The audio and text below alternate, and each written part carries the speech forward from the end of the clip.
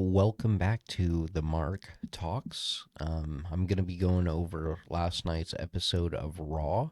Um, so basically, they do a recap of the gauntlet match. Paul Heyman's doing a voiceover. He's hyping up Braun Breaker, shows him defeating Jey Uso, and then it shows basically how CM Punk, the aftermatch brawl that they had, and the return of the OTC, Roman Reigns, who's now sporting a new shirt with the Spider Man or the Spider logo, and then TC, and then the number one next to it. It's a really cool shirt. Um, Michael Cole's hyping the place up. He's saying SummerSlam's 12 days away, 11 days from now. And the first ever two-night SummerSlam. It is the penultimate episode before SummerSlam. Michael Cole likes saying that. The penultimate, that's basically 2 weeks before, I guess. Um, and there's over 13,000 fans in attendance.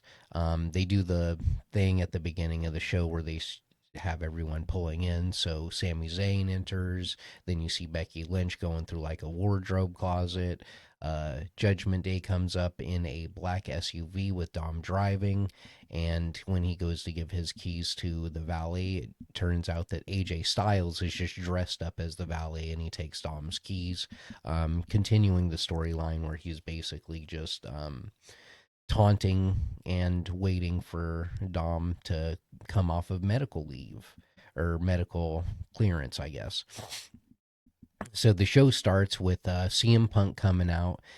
He said he's happy to be there. He's had a couple of goals. One was to main event WrestleMania, and the next was to become the heavyweight champion. He said he did one. He's ready for the next one.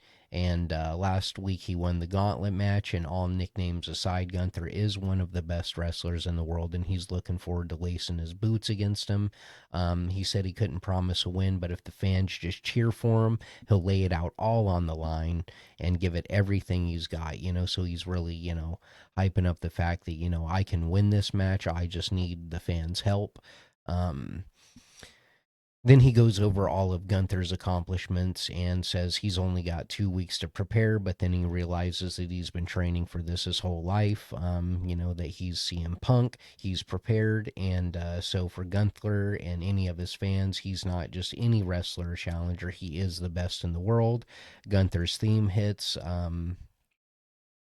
And when he says that, Cole says that Gunther has held more gold for more than 85% of the time he's been in the WWE. They just have a stare down. Gunther says, I don't come out for drama. We're actually kind of similar. They want to make money and win championships. They consider themselves in the best in the world. But he says, CM Punk has an ego problem, but so does Gunther. He gets it, but his is actually justified because it's based on results. And CM Punk already listed his accolades, so you already know that the best man in the world is the man with the championship. Gunther says he's then going to make him he's going to make him regret getting into the business, and that he's going to maul him, push him around, choke him out, and drop him like a wet towel. I thought that was very funny. I like that. I like this version of Gunther where he's telling people what he's going to do to him in the ring. Um, it reminds me of kind of the old Iron Sheik. He would let you know that he's just going to wear you out. And it doesn't really matter to CM Punk if he loses because, hey, at least the rest of these degenerates will be chanting your name for the rest of your life. Just saying CM Punk, like, even when you lose, they'll still chant your name. So what does it matter to you? Then we go backstage with Byron Saxton and Stephanie Vaquer. Um, he asks if she's worried about, Chelsea Green and the secret Hervish. She basically says she's not worried about it. Naomi walks up, says her name wrong, and says they haven't met, but will let her know that she is the champion. And once she wins the triple threat, it will be her and Vicaire at Clash at Paris. Uh, then she just talks some more trash, laughs, and walks out. Michael Cole calls Naomi insufferable, but I thought she played it well. I really like Naomi's new role in the WWE. It's actually very funny. Um, Rusev comes out after that, and it's time for our first match of the night. That's going to be Rusev and Sheamus. And just by the crowd reactions when they come out, Rusev, they kind of really didn't make any noise for him. But when Sheamus comes out, the crowd's really happy to see him. They start with the brawl. Michael Cole sets up the match saying Sheamus has never defeated Rusev in a one-on-one. So then they're brawling in the ring. They take it outside the ring. Michael Cole and Corey Graves are telling the story about how they used to be friends, and Rusev feels betrayed because he never heard from Sheamus once he stopped being friends with or in the group together, and when he left WWE. They have a big battle of power moves. Um, Rusev tries to get the crowd going for him. He's standing in the ring, he's posing. The crowd is just booing him. Then it seems like Sheamus is just too beloved because it's not like they won't cheer for Rusev, just not against Sheamus, apparently. And after a few more tries and continued boos, Sheamus finally gets up and clotheslines Rusev pretty hard. He takes a big Rusev falls back pretty hard. You can tell it was a pretty hard clothesline. And then the crowd has a very loud reaction. They end up rolling out. He ends up rolling out of the ring after the attack, and Sheamus goes up to the top rope. But he ends up catching himself after losing his balance and falling off. He just kind of jumps down and then jumps back up, clotheslines Rusev from the top rope onto the floor, and then he yells at the camera in the audience, are you not entertained? And then, he does this little thing where he's like, man, that was pretty close. Um, when Sheamus finally hits the beats of Bowdrin, the crowd goes wild.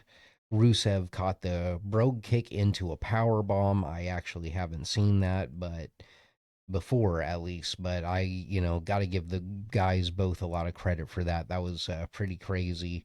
There were a lot of slips in this match, and they were both very shiny. So I just kind of wonder how much baby oil they both had on each other, respectively.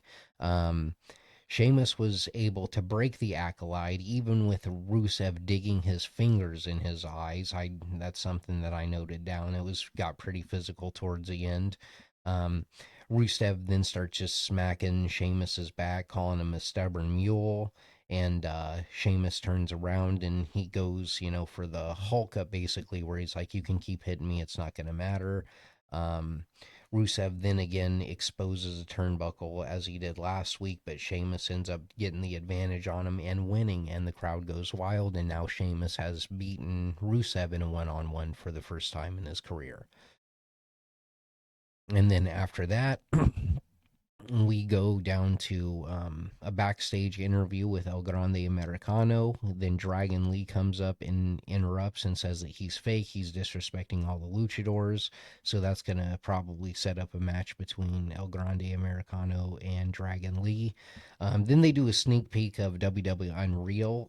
They show the clip basically of when I Show Speed gets put into the Royal Rumble.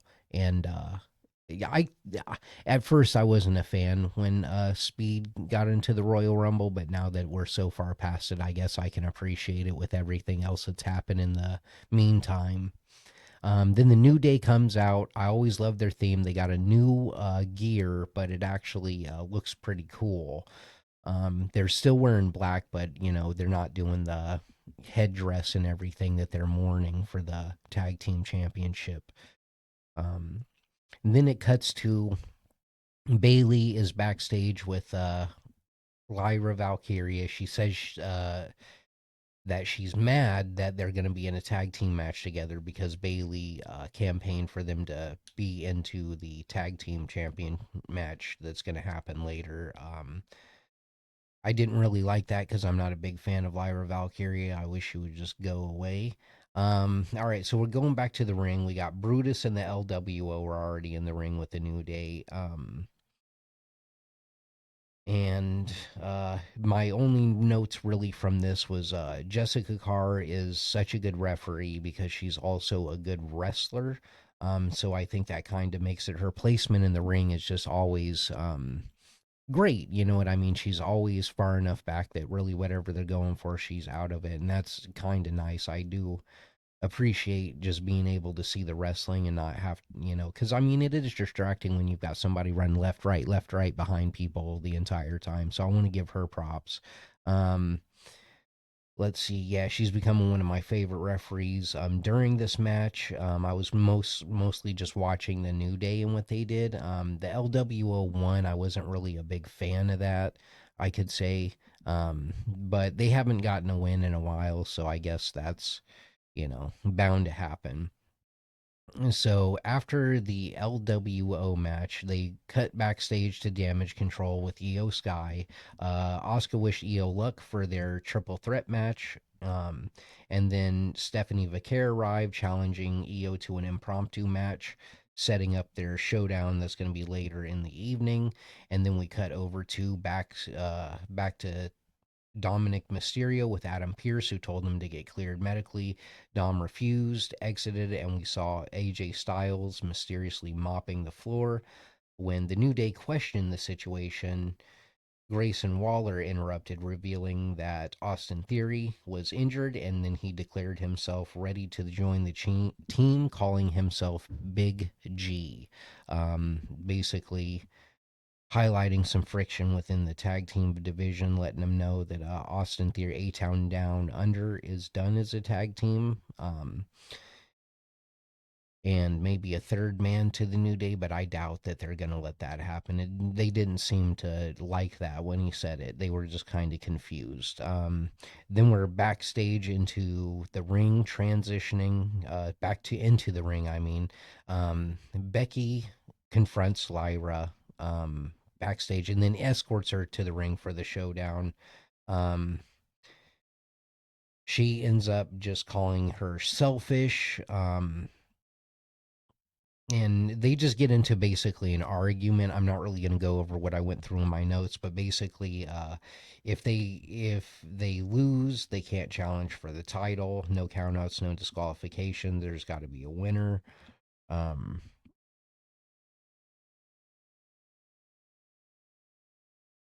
yeah, and then when they so Becky offers a handshake, Lyra hits her with a manhandle slam. So that's how that went. Then we go into Bailey and Lyra Valkyria versus Raquel Rodriguez and Roxanne Perez. Basically, Raquel um, was playing exactly her. I mean, the match went exactly as you would suppose, like it should have been.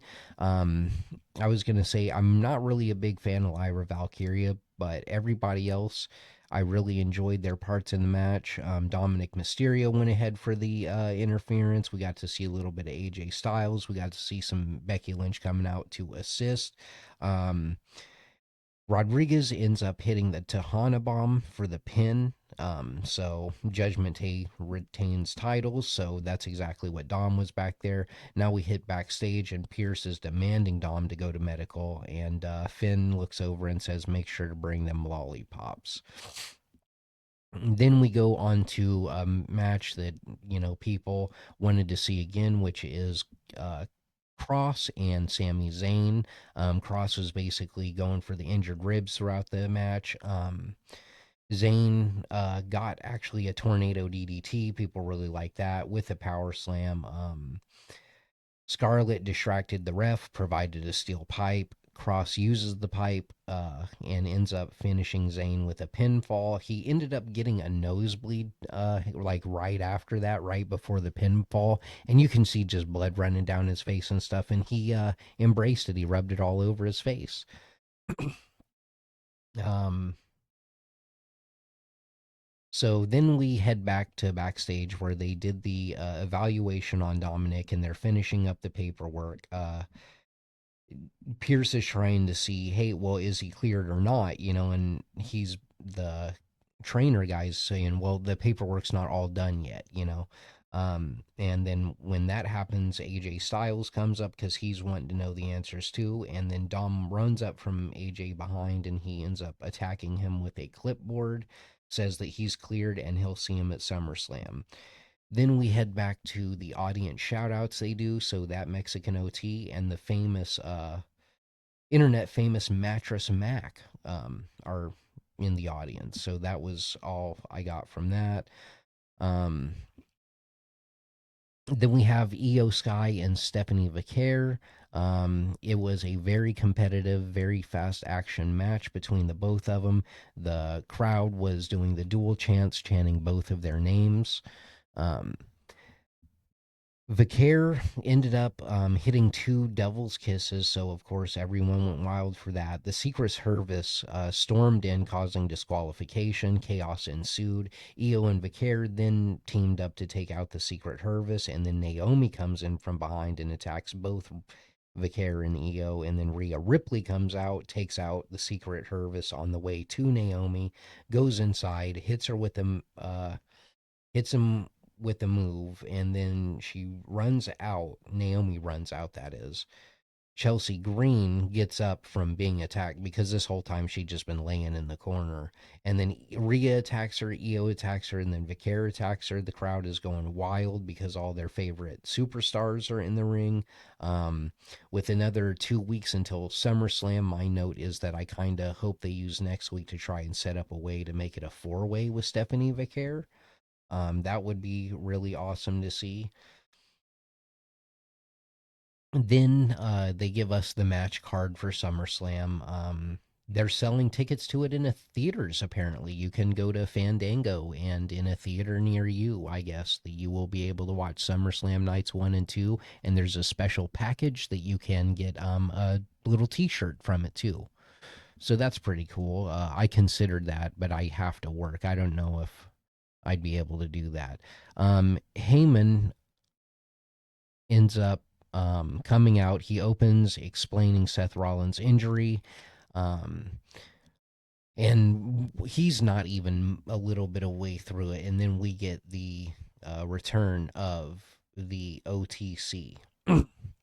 Roman enters. He is basically not happy with Paul Heyman. He basically he needs to be acknowledged, and then he's talking about he wants, because Paul Heyman said something about, I tribal chief, I wanted you to leave. But then he says, you're not a wise man anymore, you're just a dumbass. um and then he's telling Braun to eat, sit down, be easy, because he's going to do the same thing to you that he did to me.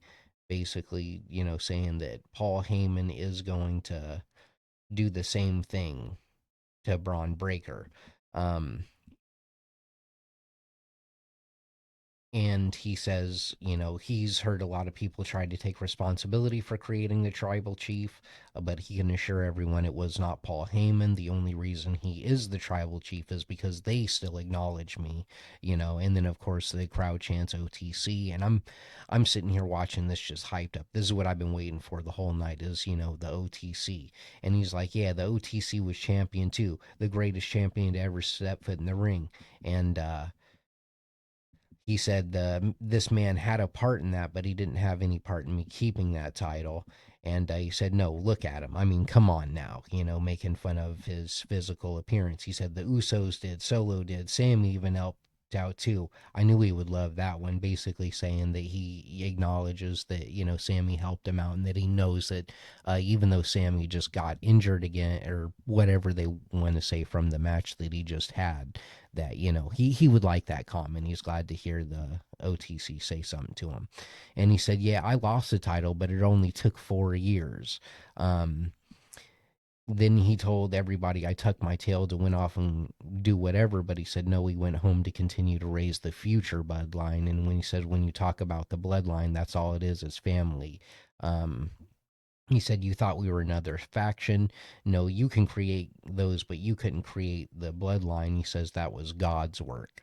Um, and then he ends up looking at Braun Breaker, tells him to back it up. And basically saying, you used to be a friend to my family. You were a business partner. I made you part of the family. You were chosen family to me. I gave you responsibility and you threw it away for a best friend, someone you hadn't talked to in over a decade, and you betrayed me and my family for him. And he's like, don't come out here. This is what the history books really need to say. Don't ever come out here and say, I ruined the bloodline. I didn't ruin the bloodline. This guy did. And then Braun Breaker goes in saying, you're yesterday's news. You're the old dog. I'm the big dog now. You're standing in my ring. And he said, you should do what you do best, turn around and leave. And Roman Reigns basically says, I didn't even hear any of that trash. I didn't think your microphone was working. If you need to say it again, use mine. And then he hits him with the Superman punch. Then they start attacking. Roman Reigns, that would be Braun Breaker and Bronson Reed attacking him. Seth wasn't out there with him due to, injury, whether that's storyline or real injury. Either way, feel feel better soon. I hope he gets back, and I hope, that it's just a storyline injury and he's really all right. Um, Jey Uso runs in, hits super kicks, and then they both hit dual spears as the show closes on Braun Breaker and Bronson Reed, and that is how the WWE Raw episode of the 21st of July ended, and that would be spectacular. Everyone was waiting for the OTC to come back. The OTC came back. He's here. It looks like Jey Uso is going to probably join him on a tag team match or something of the sort for maybe SummerSlam or maybe a different pay per view down the line. And maybe this is where the bloodline starts coming back together. Who knows? But either way, that is an awesome episode. I can't wait until SmackDown to see if anything ties us up. I'm hyped up for NXT tonight. JCJ and the double champ. We're going to see what's happening with that. Maybe the continuation of the Charlie Dempsey. Yeah, and we're gonna see what's going on with the no quarter catch crew and see what's happening. Hopefully, the calling. Um, but yeah, I'm excited for next week's Raw. I'm excited for SmackDown. I'm excited for NXT. We're gonna see how all of that rolls down. So that was the episode of the Mark Talks for this edition of Raw this week. I hope everyone enjoyed it as much as me. Um, and thanks for watching. Please like, subscribe. Anything, you know, that we're doing here is going to continue and trying to make it better bit by bit. We're going to hopefully have some more episodes coming up soon. One of them being maybe the lore of how this whole podcast started, and then maybe some predictions for the upcoming PLEs that we're going to be seeing here soon. So just keep your eye out for that. Thank you for watching.